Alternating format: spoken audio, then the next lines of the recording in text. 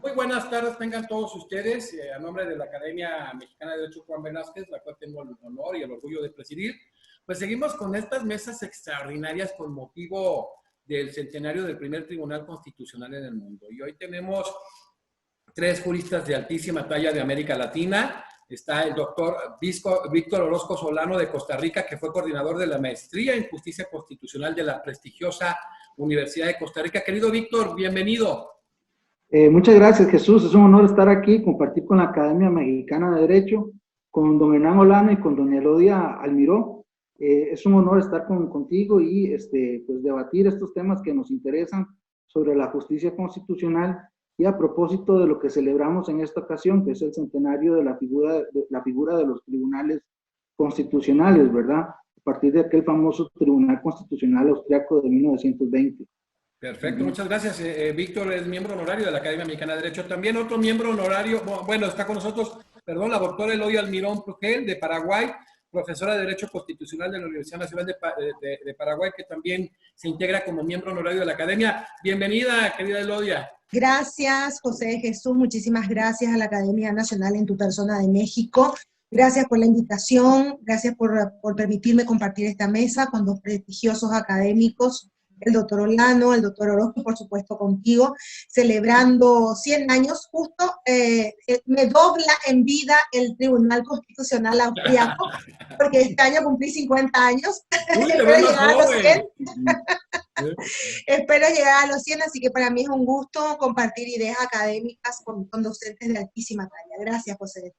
Otro jurista de la más alta talla, otro gran hermano que quiero muchísimo, el doctor Hernán Alejandro Olano García, miembro honorario de la Academia Mexicana de Derecho, exsecretario general de la Corte Constitucional de Colombia, tres brillantísimos juristas. Esta mesa también va a ser un deleite. Pues vamos a iniciar precisamente con Víctor. Víctor, ¿cuál es la trascendencia del primer Tribunal Constitucional en el mundo a 100 años de su creación? En primer lugar, recordar que la esencia de un tribunal constitucional es aplicar la Constitución, ¿verdad? Y la Constitución es una norma jurídica, está dotada de fuerza normativa y vincula plenamente la actuación de los poderes públicos, ¿verdad? Esta idea de la Constitución como norma es un aporte del constitucionalismo norteamericano y de las ideas que culminaron en 1803 en esa famosa sentencia dictada por el juez John Marshall en el caso Marbury versus Madison, ¿verdad? En donde se declaró por primera ocasión la inconstitucionalidad de una ley federal, ¿verdad?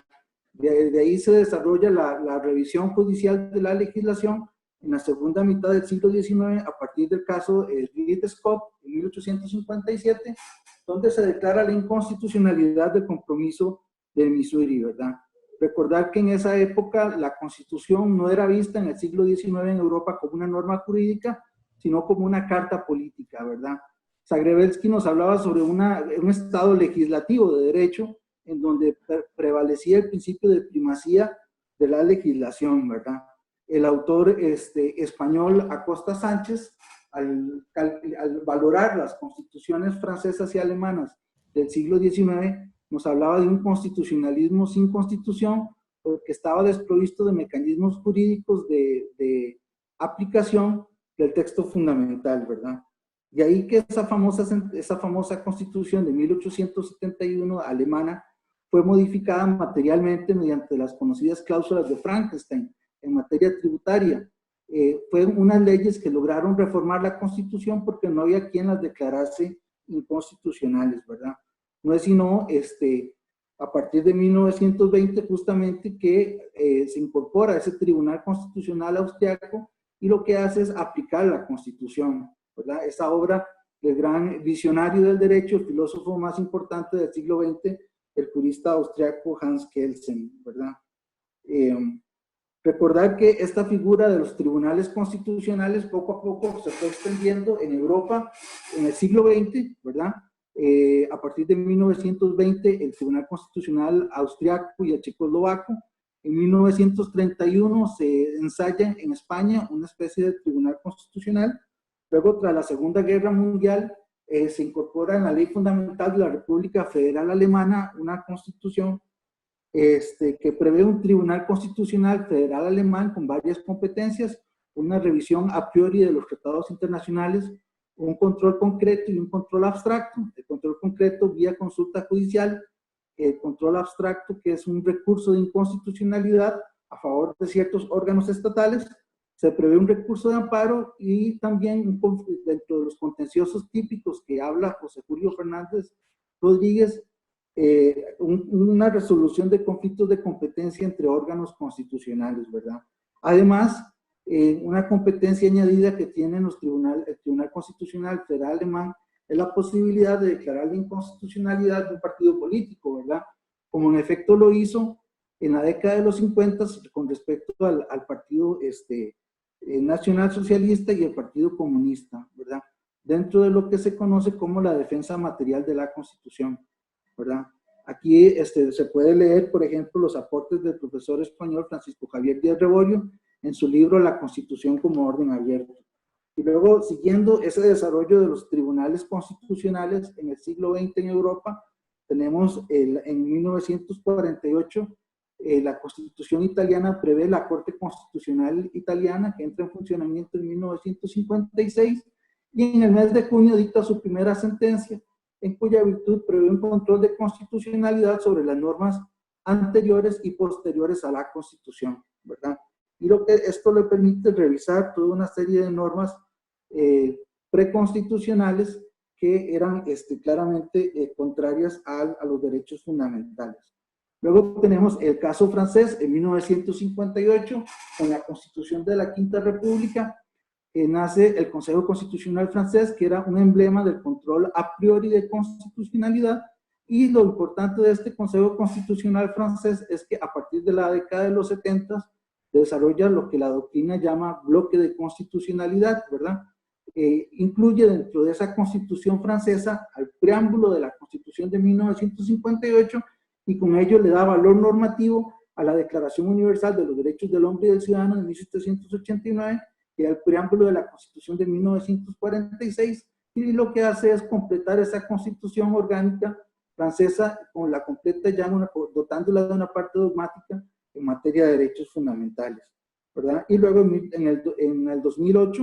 es reformado el régimen procesal del Consejo Constitucional francés y se incluye la QIPC, la cuestión prioritaria de inconstitucionalidad, para establecer una especie de control a posteriori. En España también, en la década de los 70, se establecen tribunales constitucionales en España, en Portugal, en Grecia, y tras la caída del muro de Berlín, se extiende la figura de la justicia constitucional a los países de Europa del Este, ¿verdad? A los antiguos países socialistas, y se establecen sistemas mixtos de justicia constitucional. Entonces vemos cómo, dice Zagrebelsky, así como el siglo XIX en Europa fue el siglo de los parlamentos, el siglo XX es el de la justicia constitucional.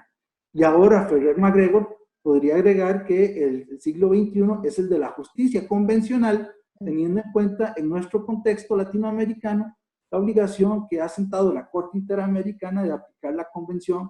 Americana sobre Derechos Humanos y los criterios que sobre ella ha desarrollado la Corte Interamericana, máximo intérprete de la Convención. Entonces, como dice Zagrebelsky, en el siglo XIX nos encontramos frente a un Estado legislativo de derecho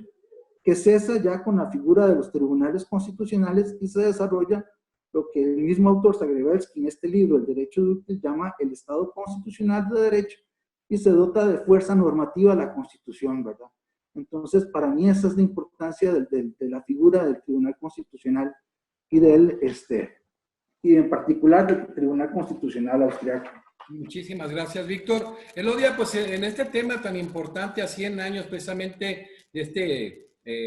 esta alta Corte Constitucional Austriaca, que funciona el 1 de octubre, que antes es previo al Tribunal Constitucional Checo, pero sobre todo del austriaco, ¿cuál ha sido la trascendencia precisamente en todos los temas que podemos entender de justicia constitucional y todo lo que se deriva de ello, el tema del control constitucional, Elodia? Realmente aquí lo primero que tenemos que destacar, siempre celebramos el nacimiento o el cumpleaños, inclusive cuando una persona ha partido 50 años, 100 años, y es bastante particular celebrar 100 años de vida de una institución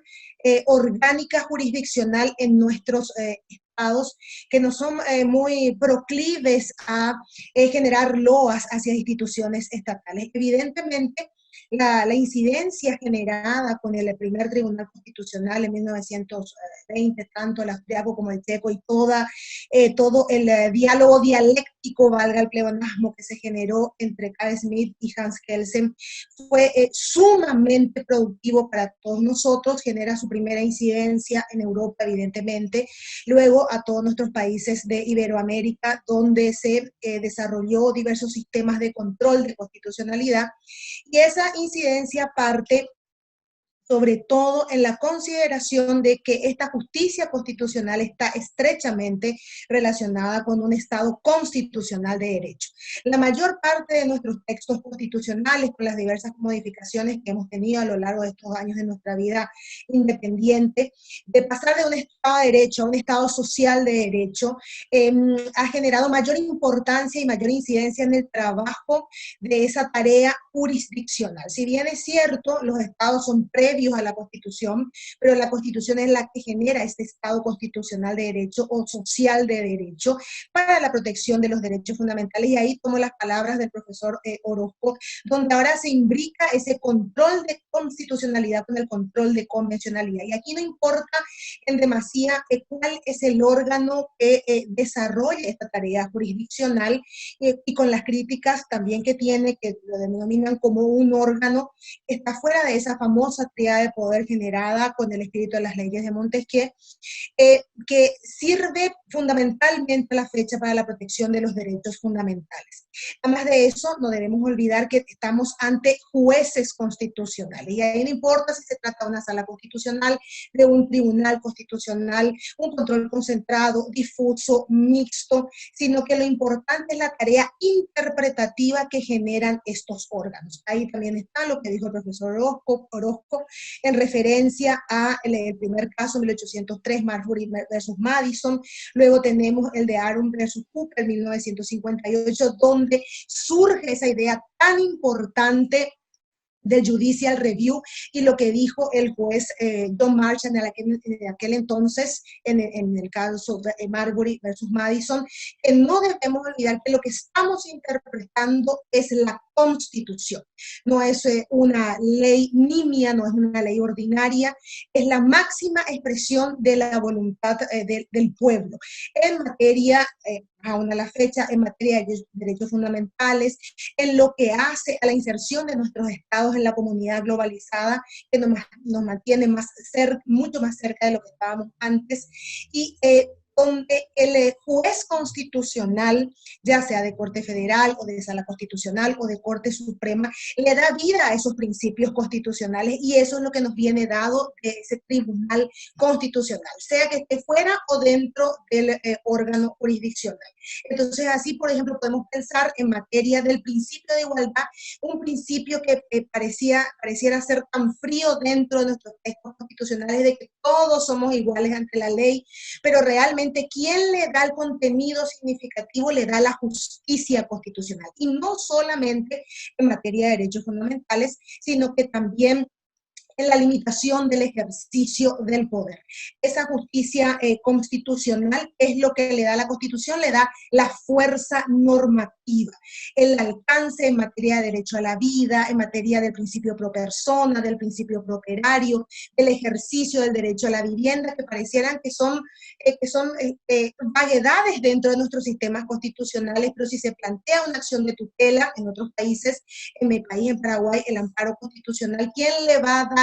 contenido significativo a ese derecho a la vivienda, un derecho fundamental desde el punto de vista de un Estado social de derecho? Es precisamente el juez constitucional. Entonces,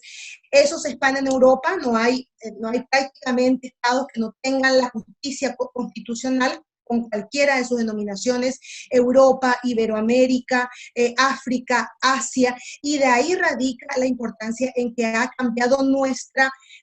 cultura política y nuestra visión jurisdiccional de lo que es la administración de justicia. Perfecto, muchas gracias. Qué bueno, ya en estas primeras participaciones ya se alude pues el trabajo de Hans Kelsen, evidentemente George Jelinek ahí también, Emanuel Sieyes, y qué bueno que se hace también alusión a los principales procesos constitucionales. Tú abordas el tema de la acción de tutela que se establece en Colombia, el amparo en el grueso de América Latina, el mandamiento de seguridad brasileño, la acción de el recurso de protección en Chile y la acción de protección en Ecuador. Y ahora con nosotros también un gran experto en varias ramas de derecho procesal constitucional, entre ellas constitucional e historia del derecho constitucional, el doctor, mi querido amigo Hernán Alejandro Lano. Hernán, ¿cuál es la trascendencia de este primer tribunal constitucional en el mundo? En primer lugar, un saludo muy cordial para el presidente de la Academia Mexicana de Derecho, Juan Velázquez, el doctor José de Jesús Naveja Macías, para mis compañeros de panel, la doctora Elodia Almirón y el doctor Víctor Orozco Solano, y también para todas las personas que están siguiendo esta transmisión de la Academia Mexicana de Derecho. Bueno, aquí surgió una pregunta. ¿Quién debe ser el defensor de la Constitución? Entonces, es cuando, conforme a lo que magistralmente han expuesto mis compañeros de panel, en la doctrina procesal constitucional, el modelo austriaco o kelseniano es el punto de arranque para la configuración y expansión mundial de los tribunales constitucionales, plasmado en la Constitución Federal de Austria el 1 de octubre de 1920, en la actual vigencia con las reformas correspondientes de la Ley Federal del Tribunal Constitucional de 1953 y las reformas que van hasta 1985, que desarrollan la organización y funciones del Tribunal Constitucional. Sin embargo, todo ello nos hace recordar que previo a esa existencia del Tribunal Constitucional austriaco, hay dos ejemplos en el caso colombiano de 1811. La Constitución Monárquica de Cundinamarca y la Constitución de la República de Tunja. También de la primera de abril de 1811, la segunda del 9 de diciembre de 1811, en las cuales se estableció la figura del Senado Protector de la Constitución. Ese Senado Protector de la Constitución integrado por 5 senadores que no tenían nada que ver con la función legislativa, sino que tenían el control de constitucionalidad de los actos de los congresos, tanto de Cundinamarca como de Tunja, para evitar que esas decisiones fuesen en contra de estas constituciones que eran de carácter provincial. Entonces, realizaban ese control concentrado sobre el particular. Y de manera muy consecuente a la fecha del Tribunal Austriaco, en el caso de Colombia, el acto legislativo número 3 del 1 de octubre de 1910 establece la acción pública de inconstitucionalidad con el control de la guarda de la integridad y supremacía de la Constitución en cabeza de la Corte Suprema de Justicia, lo cual entonces va a conservar hasta 1991 con la entrada de la Corte Constitucional, como ya referiremos en los aspectos concernientes a cada uno de nuestros países. No podemos obviar el Tribunal del Imperio, en el caso ya austriaco, el Tribunal del Imperio, que se estableció en la Constitución austriaca de 1867, producto de lo que se conoce como el compromiso y que era pues netamente competente para controlar los actos administrativos con base en recursos individuales que alegaban la violación de los derechos políticos. Se añade también el Tribunal o Corte Constitucional de Austria, que goza de prestigio indiscutible en el mundo jurídico, conforme iba adquiriendo experiencia, ampliaba su ámbito competencial de manera tal que hoy en día tiene facultades para dirimir muchos otros asuntos. Entonces, de este tribunal y de esa misma época y de lo que ocurrió también en la misma Universidad de Viena, tenemos que echar una ojeada en conjunto que nos permite afirmar que Viena es una de las capitales europeas indiscutibles para el mundo jurídico, al igual que también para el mundo de la cultura. En esa universidad donde surge esta teoría que fue fundada por Rodolfo IV, que en 1365, ese edificio que está cerca del ayuntamiento y no lejos del Parlamento austriaco, nos deja precisamente pues una serie de herencias en torno a lo que debe ser la defensa de las instituciones más que de la propia Constitución, porque además de varios premios Nobel que han prestado señalados servicios al desarrollo de la ciencia, que egresaron de sus aulas, como por ejemplo Hans Fischer o Konrad Lorenz, también se gestó allí otra corriente, que es la Escuela Austriaca de Economía, cuyos fundadores estudiaron en dicha casa de estudios el desarrollo también de muchas corrientes que van a servir particularmente también dentro de la estructura actual de nuestras constituciones en el régimen económico y de la hacienda pública. Ya luego, pues precisamente esa afamada Escuela de Viena, en lo que tiene que ver con lo jurídico, creada por Hans Kelsen, van a despuntar pues muchos representantes que hacen parte de esta escuela. Pues vale la pena citar, por ejemplo, a Luis Recasens-Siches, que murió en 1978, a Luis Legaz-Lacambra, que murió en 1980, a Charles Eisenman, que murió también en 1980, y en el caso colombiano, entre otros, al profesor Rodrigo, el profesor Uprimi, el profesor Rodrigo Uprimi,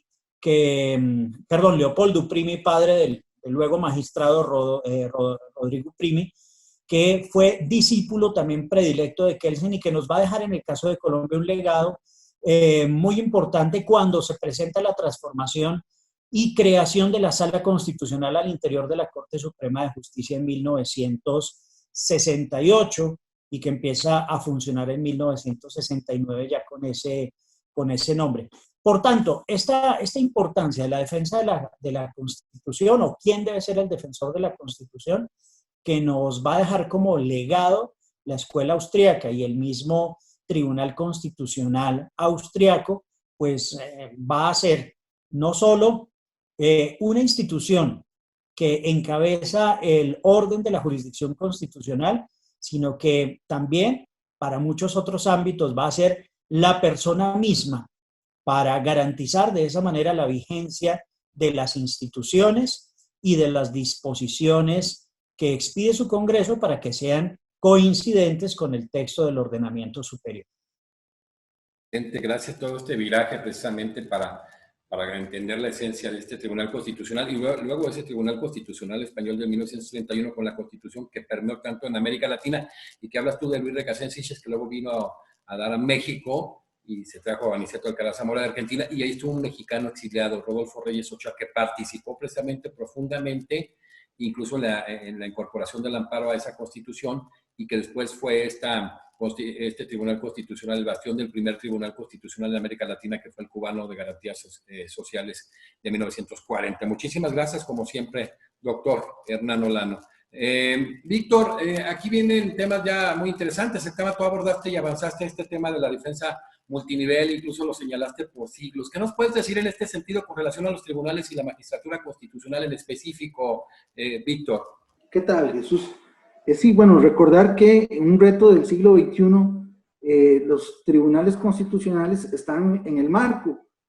se dice la doctrina contemporánea, en el marco de una tutela multinivel, en cuya virtud existen diversos ámbitos, diversos niveles de protección de los derechos, ¿verdad? Tanto en el derecho internacional público, donde existe un sistema universal de protección de los derechos humanos y los sistemas regionales, en los ámbitos del derecho comunitario, por ejemplo en la Unión Europea, donde existe el Tribunal de Justicia de la Unión Europea con sede en Luxemburgo, a quien se le ha llamado a proteger derechos fundamentales y aplicar la Carta de los Derechos Fundamentales de Niza del año 2000, ¿verdad? Y también a lo interno de cada estado se protegen los derechos fundamentales, y estos elementos, estos ámbitos se relacionan a través de del diálogo entre cortes, ¿verdad? El diálogo entre cortes que puede ser vertical u horizontal. Entonces tenemos que al interno de cada estado, ha dicho la doctrina, los tribunales ordinarios son los principales defensores de los derechos humanos, ¿verdad? Los tribunales ordinarios son los principales defensores de los derechos humanos. Dice la catedrática de Filosofía del Derecho de Castilla-La Mancha, Marina Gascón, que la suerte de los derechos humanos, de los derechos fundamentales, se juega en el ámbito de la jurisdicción ordinaria, ¿verdad? Y en este sentido, por ejemplo, en el caso español, tiene mucha relación el hecho de la tutela subsidiaria que se da a través del Tribunal Constitucional Español, ¿verdad? Y también recientemente es preciso mencionar en lo que es la admisibilidad de los recursos de amparo en España, esa reforma que se dio en aras de exigirle al recurrente que acredite, además de la violación de su derecho fundamental, la especial relevancia constitucional, ¿verdad? Que es un requisito, es un término ambiguo, vago, que puede ser restringido o ampliado por el Tribunal Constitucional Español como una especie de acordeón, ¿verdad? Y si vemos, por ejemplo, hay un libro del profesor Marc Carrillo y Roberto Romboli sobre la reforma del recurso de amparo que analizan este requisito de la especial relevancia constitucional y mencionan cómo el Tribunal Constitucional Español, vía jurisprudencia, ha dicho que se debe entender por este requisito de la especial relevancia constitucional, teniendo en cuenta que este requisito de la especial relevancia constitucional tiene por objeto impedir lo que han llamado los procesalistas constitucionales, la posibilidad de que los tribunales constitucionales mueran de éxito ante el circulante tan elevado que tienen de los casos, ¿verdad? Entonces, una forma de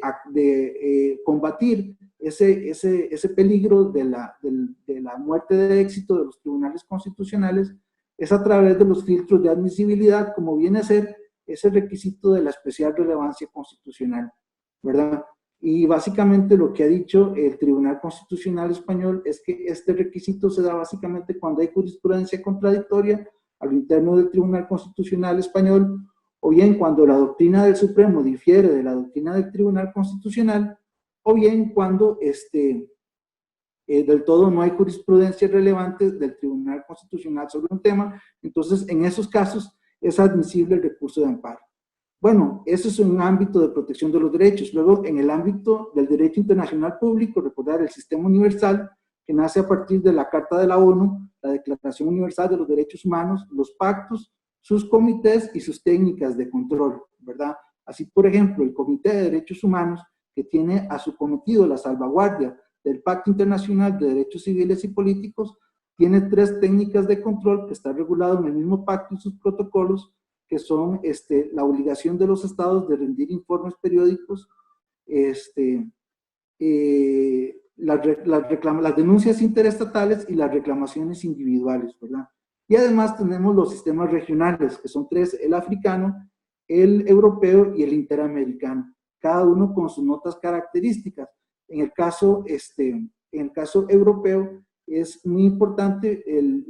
protocolo número 11, en donde se reconoce el jus standi o el acceso directo del individuo ante la jurisdicción del Tribunal Europeo de Derechos Humanos, que tiene a su cometido la aplicación del Convenio Europeo de Derechos y Libertades Fundamentales de Roma del 4 de noviembre de 1950, ¿verdad? Entonces, eso es lo que el profesor García Roca llama el recurso de amparo europeo, ¿verdad? Entonces, mediante esa vía, de manera subsidiaria, se protegen también los derechos fundamentales, los derechos humanos en el ámbito del sistema del derecho internacional público, del derecho internacional de los derechos humanos. Y aquí tenemos el sistema interamericano, tenemos la Declaración Americana de los Derechos y Deberes del Hombre, la Convención Americana sobre Derechos Humanos, tenemos la Comisión y tenemos la Corte Interamericana de Derechos Humanos, ¿verdad? Con sus 4 funciones de acuerdo con el profesor Ferrer MacGregor: medidas cautelares, opiniones consultivas, casos contenciosos y la competencia relativa a la supervisión y cumplimiento de sentencias de la Corte Interamericana. Y luego, en el ámbito del derecho comunitario, recordar cómo el Tribunal de Justicia de la Unión Europea, como les decía, se vio obligado en la década de los 70 a través de fallos de la Corte Constitucional Italiana y del Tribunal Constitucional Federal Alemán a proteger derechos fundamentales. Esa famosa sentencia Solange del Tribunal Constitucional Federal Alemán, en donde le dice al Tribunal de Justicia de la Unión Europea que si ustedes no protegen derechos humanos, nosotros no aplicamos el derecho comunitario, ¿verdad? Y ahora ese diálogo actualmente de manera contemporánea se traduce mediante la cuestión prejudicial, que son esas consultas que, por ejemplo, en el caso Meloni, el Tribunal Constitucional Español planteó ante el Tribunal de Justicia de la Unión Europea,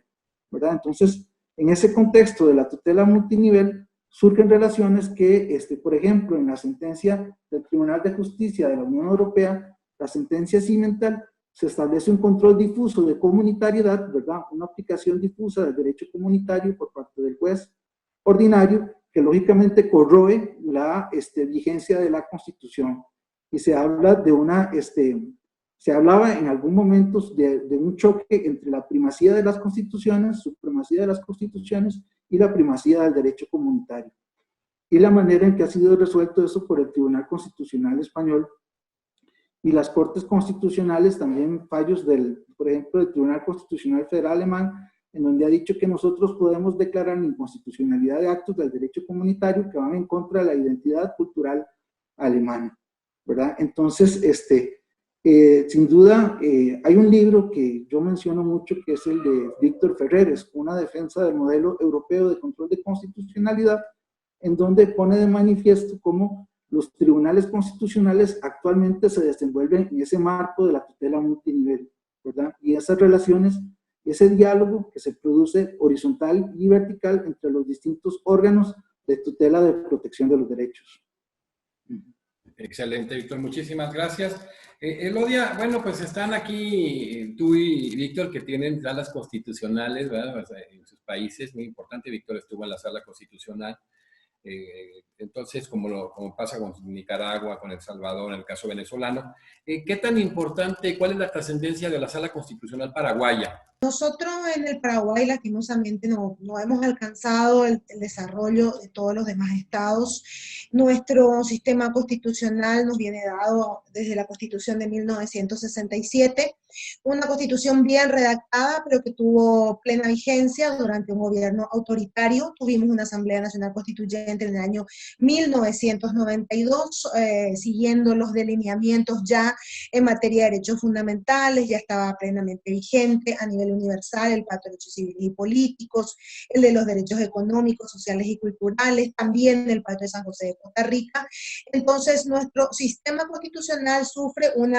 tiene una variación importante. La Corte Suprema de Justicia de 1967 se amplía a 9 integrantes,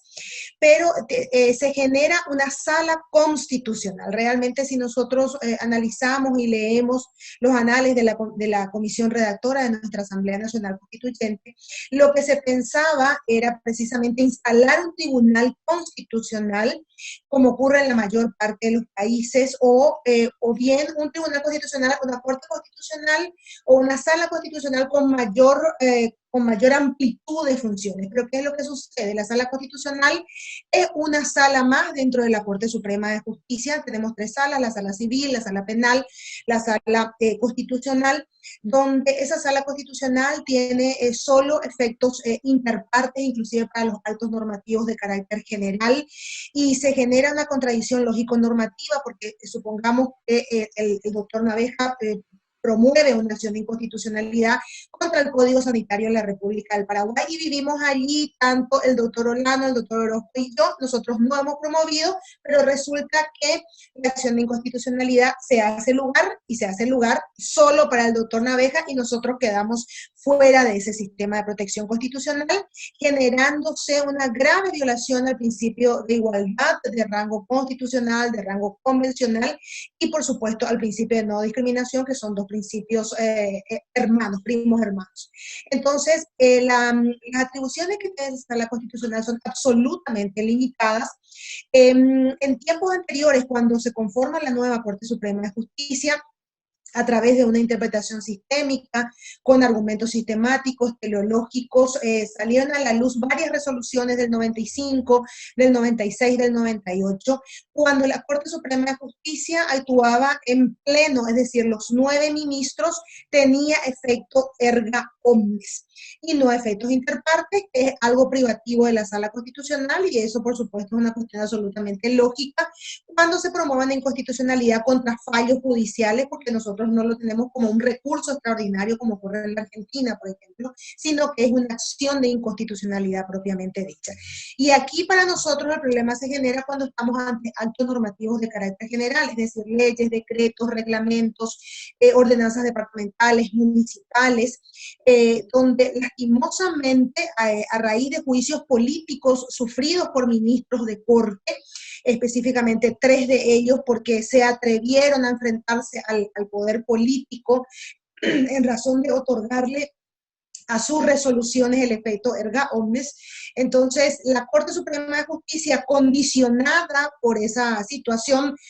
política del plano fáctico en nuestro país, lastimosamente, solo hemos venido teniendo acciones de inconstitucionalidad con efecto interpartes que realmente constituye o genera un despropósito en la administración de justicia, porque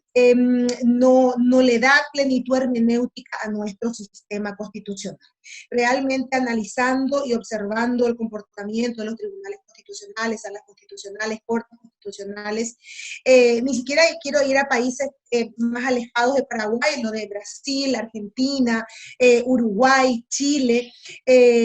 Paraguay lastimosamente se quedó en el tiempo y ojalá que en algún momento podamos tener una reforma constitucional a los efectos de que esos desfasajes que uno puede considerar mínimos y que realmente no son mínimos, porque hay una grave violentación a la tutela jurisdiccional efectiva y a una administración, a un ejercicio racional y razonable del poder.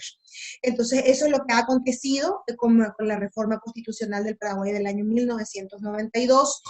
Hay muchos movimientos de que quieren reformularla, pero la reformulación tiene que ser racionalmente pensada a un mediano o largo plazo. Excelente, muchísimas gracias. Hernán, bueno, hablando de todo este tema, esta Constitución de 1991 de Colombia, la coexistencia de la Corte Suprema y del Tribunal Constitucional, entre muchísimas obras que tienes, que yo creo que la mitad de las que tienes allá atrás son tuyas, es de tu autoría. Tienes una obra que es el famoso choque de trenes. Eres un experto en el tema. Lo hemos venido preguntando a magistrados tanto de la Corte como de la Corte Suprema, como de la Corte Constitucional en el caso colombiano, y tú que manejas tan bien, es decir, a la perfección este tema, ¿qué nos puedes decir en este sentido? Muchas gracias, Jesús, también pues por esta movilidad digital que nos permite a diferentes profesores de muchos lugares llegar con estos conceptos acerca del Tribunal Constitucional en este caso y de la conmemoración del Tribunal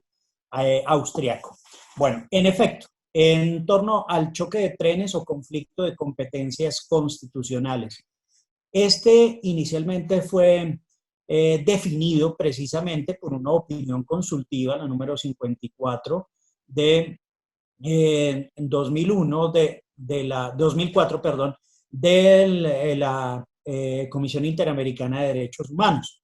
debido a una circunstancia. Y es que en Colombia el recurso de amparo, la acción de tutela, se puede interponer ante cualquier juez de la República dependiendo pues unas definiciones competenciales. En este caso era una acción de tutela de un ciudadano contra un banco buscando el reintegro nuevamente a su cargo. Después de un proceso laboral bastante largo, pues él interpone esa acción de tutela por violación de las vías de hecho en la sentencia que no le había permitido reintegrarse al cargo. El proceso pues había ido ante el juez laboral del circuito, el Tribunal Superior de Distrito Judicial en la sala laboral, la sala de casación laboral de la Corte Suprema de Justicia, y ante esa circunstancia él presenta una acción de tutela ante el Consejo Superior de la Judicatura en su sala disciplinaria. El Consejo Superior de la Judicatura decide revocar el fallo que ya llevaba, digamos, 2 instancias y el recurso extraordinario y que había tenido un tránsito de 14 años, con lo cual entonces en ese momento ya se presenta el primer choque, porque resulta que en la estructura de nuestra rama judicial colombiana ya no se habla de una preeminencia de una corte sobre la otra. Con ocasión de la Constitución de 1886 y todas las reformas que se dieron, aquí siempre se consideraba que la Corte Suprema de Justicia,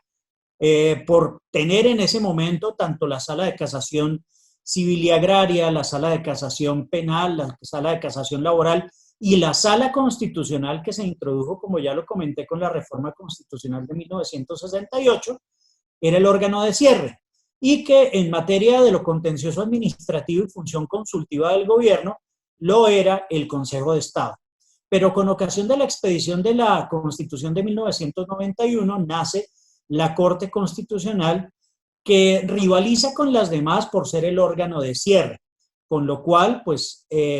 además de la Corte Suprema de Justicia y el Consejo de Estado, aparece igualmente el Consejo Superior de la Judicatura, que acaba de desaparecer hace un par de semanas por decisión de la misma Corte Constitucional en atención a una reforma constitucional que lo había suprimido hace 5 años y cuyos magistrados o ministros, pues para el caso mexicano, seguían ocupando el cargo casi sin un término de vencimiento, no obstante que su periodo de 8 años ya venció hace 5 años.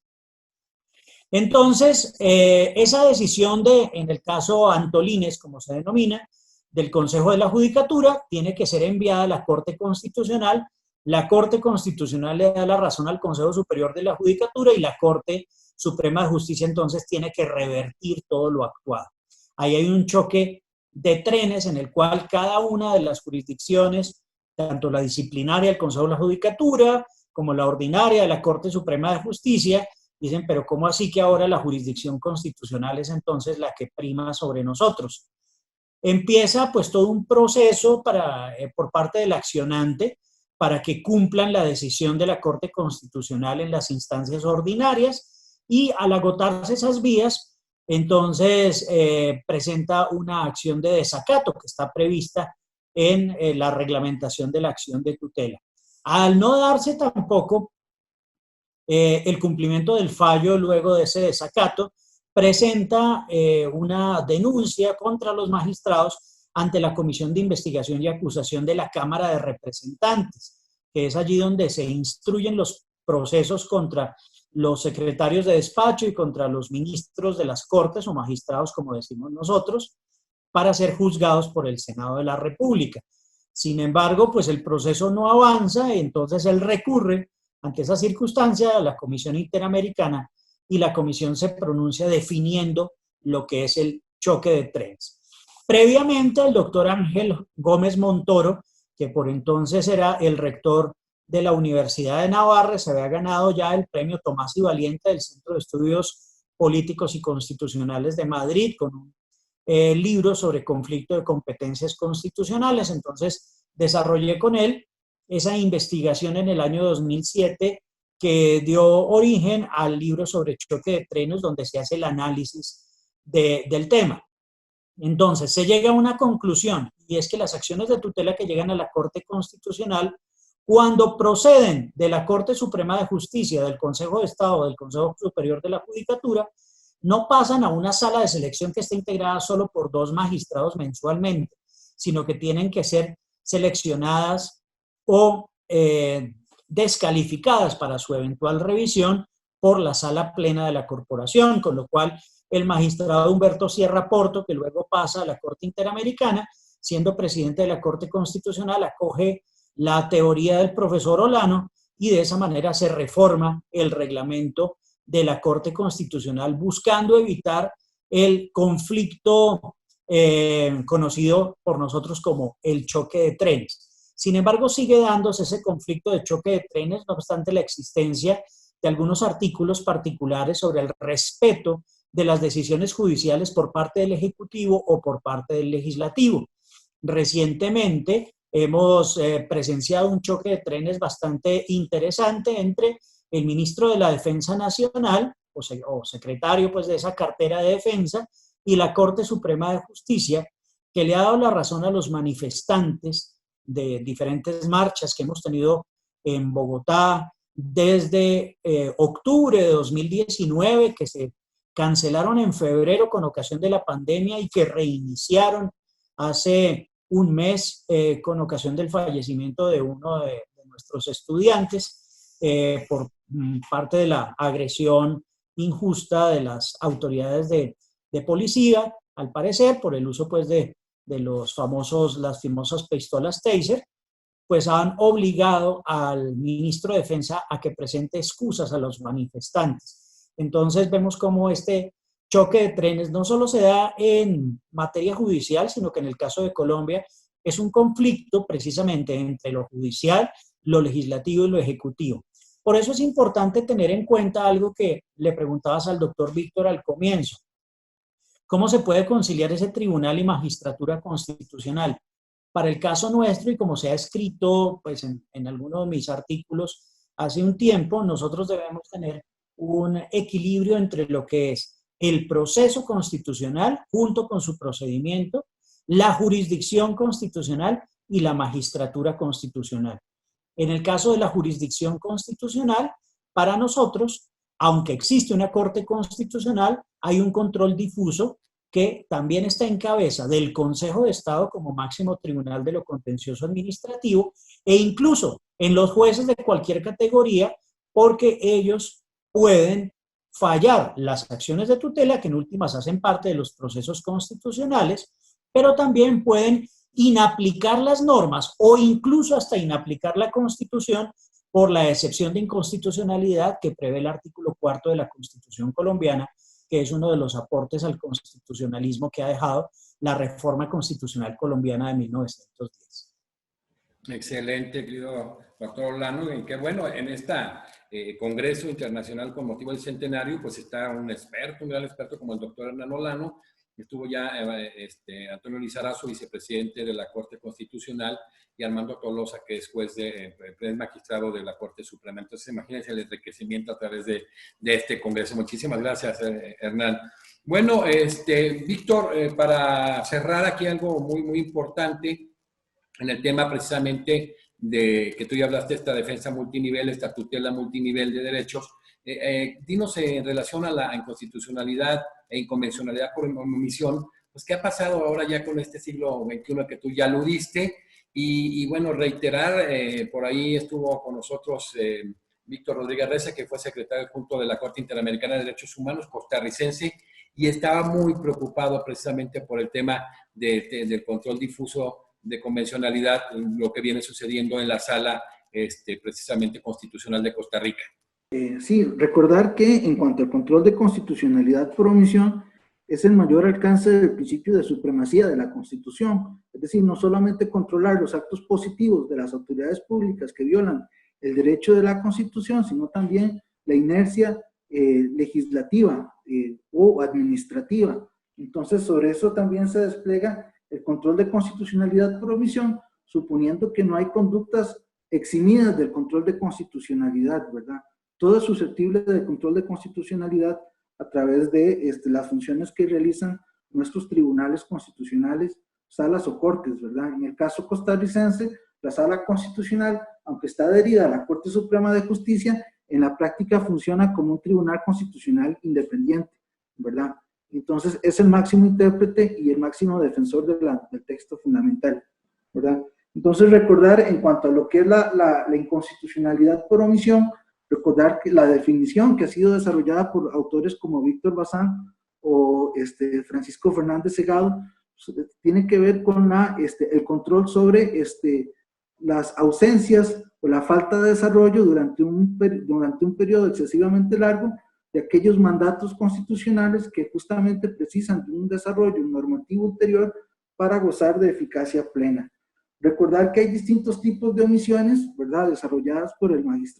exmagistrado del Tribunal Constitucional Federal alemán Bessel, ¿verdad? Las omisiones absolutas y las omisiones o totales, o las omisiones relativas y las omisiones parciales. Las omisiones absolutas es cuando hay una ausencia total de desarrollo del precepto constitucional de ejecución diferida, y las omisiones parciales que se reconducen a una posible violación del principio de igualdad, ¿verdad? Cuando el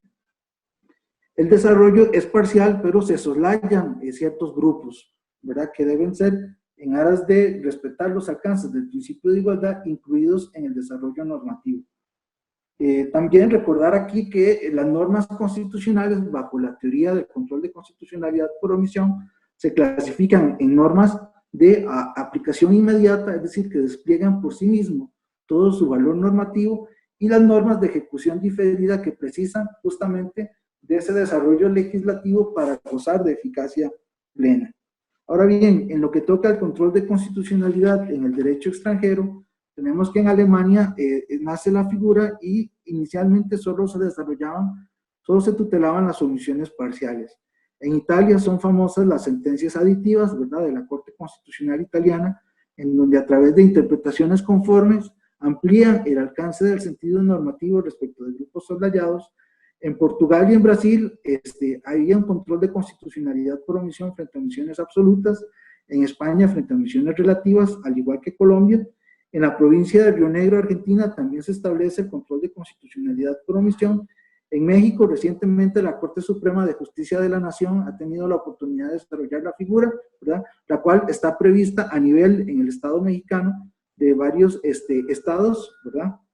En Costa Rica, la ley de la jurisdicción constitucional prevé el desarrollo o el control de constitucionalidad frente a omisiones absolutas y omisiones parciales,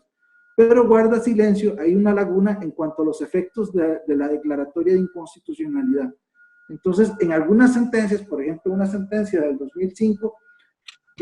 con redacción del magistrado Ginés Taló, la Sala Constitucional le ordenó, le dio un plazo de 6 meses a la Asamblea Legislativa para dictar una ley que tenía que ver con la aplicación de la reforma a los artículos 102 y 105 de la Constitución Política para desarrollar mecanismos de democracia directa, ¿verdad? La Constitución delegaba en la ley el régimen procesal de estas consultas y la ley no se emitió, y entonces la Sala le dio un plazo de 6 meses a la Asamblea Legislativa. En otros casos, por ejemplo, en el caso de una aprobación de unas leyes de transferencias de competencias de la administración central a las municipalidades, ¿verdad?, también se establecía en esa reforma constitucional la obligación del Poder Legislativo de dictar un plazo, le estableció un plazo más bien al Poder Legislativo de dictar una ley, ¿verdad? Esta ley no se emite, y entonces la Sala Constitucional, tras una consulta que planteó un alcalde municipal, una acción de inconstitucionalidad, entonces determina la Sala Constitucional que ahí no hay una omisión inconstitucional porque la reforma constitucional era políticamente inconveniente. Entonces, con lo cual, la Sala Constitucional, esto es un ejemplo de una mutación de la Constitución, porque la Sala Constitucional lo que hizo fue coger la reforma constitucional y tacharla con un lapicero, ¿verdad? Recientemente, en el año 2019, la Sala Constitucional vuelve a retomar el tema del control de constitucionalidad por omisión para desarrollar la reforma constitucional que establece un porcentaje del 8% del Producto Interno Bruto para la educación pública, ¿verdad? Esta quedaba sujeto a una ley, y la Sala Constitucional, tras una acción de inconstitucionalidad, insta a la Asamblea Legislativa a dictar esta ley de regulación del precepto constitucional, ¿verdad? Luego también las omisiones pueden ser legislativas, pero también del Poder Ejecutivo, y la Sala Constitucional, vía recurso de amparo, ha obligado al Poder Ejecutivo a emitir reglamentos que están relacionados con el goce de derechos fundamentales. Por ejemplo, la sentencia número 2006-3238, que tiene que ver con la emisión de un reglamento para que las personas con discapacidad puedan comprar vehículos exonerados de impuestos, ¿verdad? Entonces, no se había emitido el reglamento, y no es sino con una sentencia de la Sala Constitucional, le da un plazo de 2 meses al Poder Ejecutivo para que dicte este reglamento, de tal forma que las personas con discapacidad puedan adquirir vehículos exonerados de impuestos. Luego también tenemos, en el marco del control de convencionalidad, lo que bien decía Jesús, en Costa Rica ya se habla de un control de inconvencionalidad por omisión, ¿verdad? Y en el caso fue el siguiente. En el 2010, una legisladora utiliza una avioneta del Ministerio de Seguridad Pública para trasladarse a una fiesta fuera del área central, ¿verdad?, del país,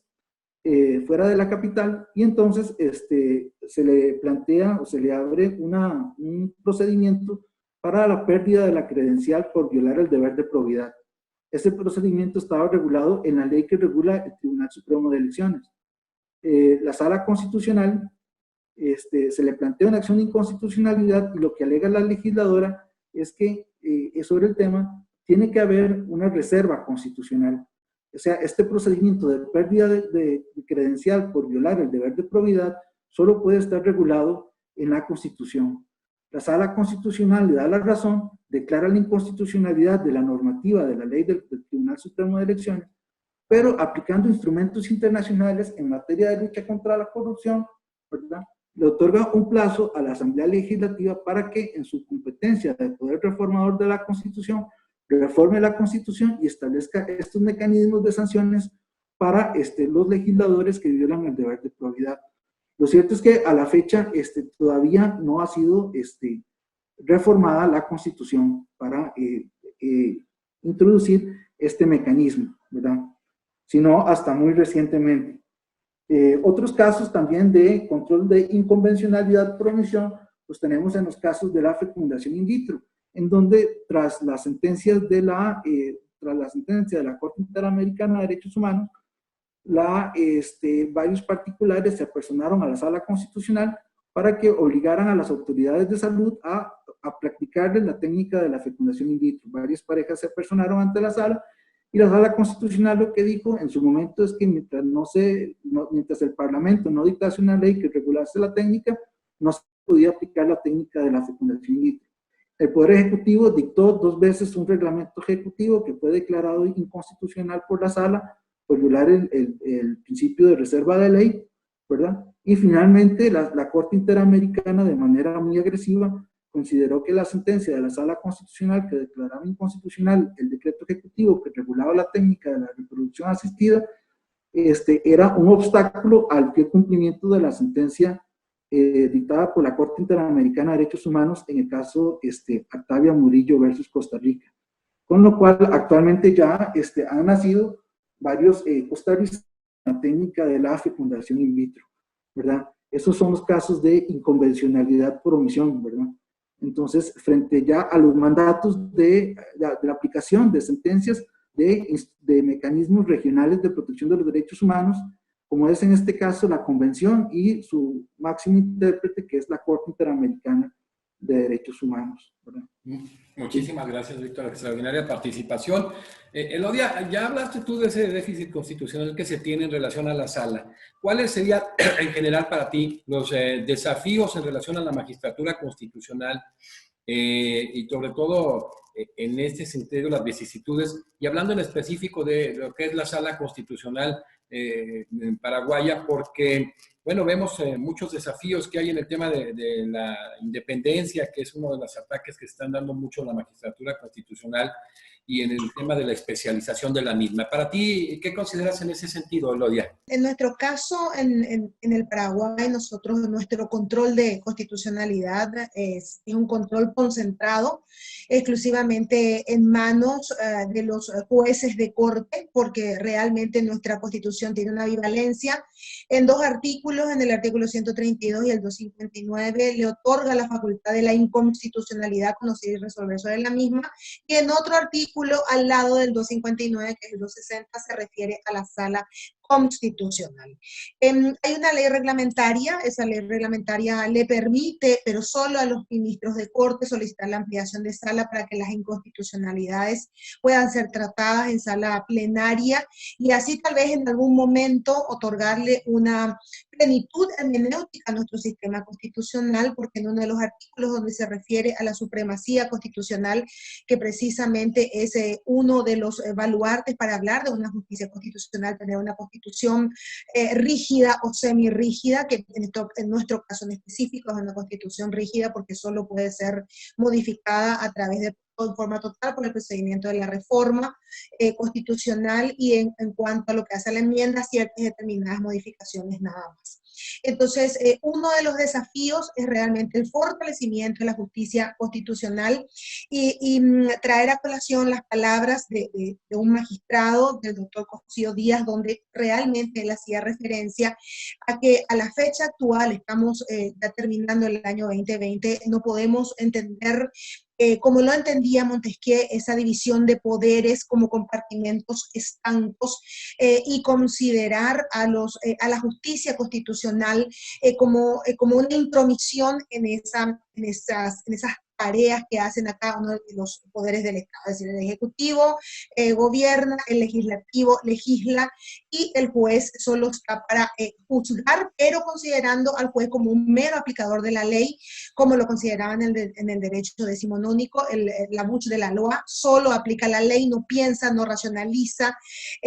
no refiere a la supremacía constitucional, y más aún en nuestros tiempos, que también lo expuso el doctor Orozco, el doctor Olano, en referencia a cuestiones que nosotros no tenemos, la inconstitucionalidad por omisión o la inconvencionalidad por omisión. En Paraguay ese control de convencionalidad recién fue aplicado y está solo en manos de la Corte Suprema de Justicia o en cualquiera de sus salas, civil, penal, constitucional, en una sentencia del año 1306 y en la sentencia 1306 del año 2013. Entonces, el futuro de nuestra justicia constitucional en la República del Paraguay, yo creo que en todos nuestros países, a pesar de sus luces y sus sombras y críticas que puede tener los tribunales constitucionales, cortes o salas, realmente son instituciones vigorosas, son instituciones robustas, que se constituyen en baluarte de nuestros estados constitucionales, un estado constitucional de derecho básicamente, y son instituciones de sólido prestigio. Entonces allí es importante traer a colación ese desafío que para nosotros como república nos tiene para más adelante de las modificaciones de ciertas y determinadas cláusulas constitucionales y que tengamos una sala constitucional al estilo de lo que ocurre en otros países, ya sea que sea una sala constitucional como lo que ocurre en Costa Rica, pero independiente del órgano jurisdiccional, esta es una sala más de la Corte Suprema de Justicia, que si bien es cierto es una sala más, pero realmente la cosmovisión es una de las salas más importantes, porque allí se debaten cuestiones que hacen a problemas institucionales y que hacen a las necesidades en materia de ejercicio de derechos sociales, por ejemplo. Hace muchísimos años atrás nosotros tuvimos una serie de conflictos institucionales en el ejercicio del poder político y llegó a la Sala Constitucional de la Corte Suprema de Justicia, por ejemplo, una consulta al Tribunal Electoral, porque ya no estaban en ejercicio ni el presidente ni el vicepresidente de la República, entonces el Tribunal Superior de Justicia Electoral consulta a la Sala Constitucional en referencia a si se llamarán elecciones para el presidente o para el vicepresidente. La Sala Constitucional dice no, que sigan ejercicio hasta la finalización del mandato del que estaba en ejercicio de la presidencia de la República como ejerciendo la sucesión presidencial, que era el presidente del Congreso. Entonces, allí vemos la importancia de esta justicia constitucional paraguaya, que realmente debería ser fortalecida con mayores competencias, porque tenemos que entender realmente que estas cortes, salas o tribunales no pueden mantenerse alejadas de los conflictos políticos o de los conflictos constitucionales. Eso no significa que van a reemplazar a los políticos ni a la política institucional que ellos mismos manejan en el ejercicio del gobierno, sino que hay que concienciarnos como académicos, como ciudadanos, que realmente su rol es a los efectos de impedir que los procesos democráticos se desarrollen básicamente en base a principios de una democracia como la tenemos en todos nuestros estados, una democracia en el ejercicio del gobierno, y por supuesto poner frenos al avance del poder y que no se generen retrocesos en el ejercicio de los derechos civiles, políticos, económicos, sociales y culturales. Excelente, Lavia. Pues bueno, ha sido una mesa extraordinaria, la verdad que el tiempo se le va a uno volando, como dicen los jóvenes, impresionante. Y cerramos con Hernán Olano. Hernán, Colombia tiene 5 altas cortes, todo este tema es muy interesante. ¿Cuáles son estos grandes desafíos que tiene la magistratura constitucional colombiana y cuáles quedarían o serían las vicisitudes que también tiene Hernán con toda tu expertise en el área del derecho constitucional procesal constitucional y de la historia precisamente constitucional? Bueno, en este momento hay un gran reto para la Corte Constitucional, o más que para la Corte, para el Senado de la República, porque hay 2 vacantes de los 9 magistrados que tiene la Corte Constitucional. Se encuentra pues ya para posesionarse un nuevo magistrado del ala, por así decirlo, conservadora, y hay otra vacante que se produjo con la salida del magistrado Bernal Pulido, que corresponde a una terna que debe elaborar el presidente de la República para remitir al Senado. Entonces, dependiendo la persona que sea incluida en esa terna, el gran desafío de la Corte Constitucional es que probablemente el balance que ha tenido en los últimos años casi que de 5-4 en materia de garantías y un poco más de, por así decirlo, liberalización de las costumbres en materia constitucional, tendría pues para algunos un retroceso, para otros una conservación de la norma previo al cumplimiento pues ya de estos 30 años que va a tener la Carta del 91 en el 2021. Otro gran reto precisamente es el que enfrenta la Corte Constitucional como órgano de cierre frente a un nuevo tribunal que surgió hace apenas 4 años con ocasión de la firma del Tratado de Paz, que es la JEP, la Jurisdicción Especial para la Paz. Una jurisdicción constitucional, es decir, no es que sea encargada de temas constitucionales, sino que tiene origen en la misma Constitución, porque el Tratado de Paz se incorporó a la Constitución colombiana, y que tiene una transitoriedad, pero con un agravante, por así decirlo, y es que esa transitoriedad de 12 años para la JEP se puede ampliar inmediatamente si el día anterior al vencimiento de los 12 años aparece otro caso que deba ser sometido a esa jurisdicción. Entonces, en este momento, la sala de instrucción, más la sala de primera instancia, más la sala de casación que tiene la Corte Suprema de Justicia, donde hay cierto choque precisamente en relación con algunos procesos de corte político penal que se están adelantando, dieron lugar también a que el pronunciamiento a través de la tutela pues dé la posibilidad de que el trámite, por ejemplo, en el proceso que se le sigue al expresidente de la República y ex senador Álvaro Uribe Vélez, pues volviera no a la Corte Suprema de Justicia, sino a la jurisdicción ordinaria. Entonces, muchos de estos retos de la Corte y de la jurisdicción constitucional están dados en garantizar a todos los ciudadanos, sin distingo alguno, los derechos que la Constitución establece, pero que en algunos casos pues, tienen, sin embargo, una connotación de carácter político que a veces hace que se pierda un poco la credibilidad de, si no el primero de los órganos de mayor credibilidad del país, uno de los primeros como es la Corte Constitucional colombiana. Precisamente, Hernán, qué bueno que esa alusión, ya habíamos dicho que tenemos presencia de magistrados de la Corte Suprema y de la Corte Constitucional, también de la magistratura de la Jurisdicción para la Paz, el doctor Danilo Rojas Betancur, estuvo Camilo Montoya de la otra alta corte, materialmente cubrimos casi 4 de las 5 altas cortes y un constitucionalista de tu talla. De verdad, esta ha sido una mesa extraordinaria, una mesa de expertos de derecho, de historia de derecho constitucional, constitucionalistas de la más alta talla, expertos en derecho procesal constitucional. Estuvieron con nosotros el doctor Víctor Orozco Solano de Costa Rica, quien fue coordinador de la maestría en justicia constitucional de la Universidad de Costa Rica, relator también de la Sala Constitucional de la Universidad también, la doctora Elodia Almirón Trujel, de Paraguay, profesora de Derecho Constitucional de la Universidad Nacional de Paraguay, y a la vez ella estuvo también en la terna para estar precisamente en la Corte, que sería extraordinario verla ahí, que lo merece y lo merece en Paraguay. Y el doctor Hernán Alejandro Olano García, quien fue secretario general de la Corte Constitucional de Colombia, un académico de altísima talla, y 3 miembros honorarios de la Academia Mexicana de Derecho, Juan Velázquez, 3 amigos entrañables a los que quiero demasiado y que engalanan este Congreso Internacional precisamente de Derecho con motivo del centenario del primer tribunal constitucional en el mundo. Despedimos esta mesa extraordinaria y los vemos en la siguiente mesa. Muchísimas gracias a todo el auditorio, con presencia en toda América Latina, en parte de Estados Unidos, en Europa y hoy mismo entrando en Asia. Muchísimas gracias.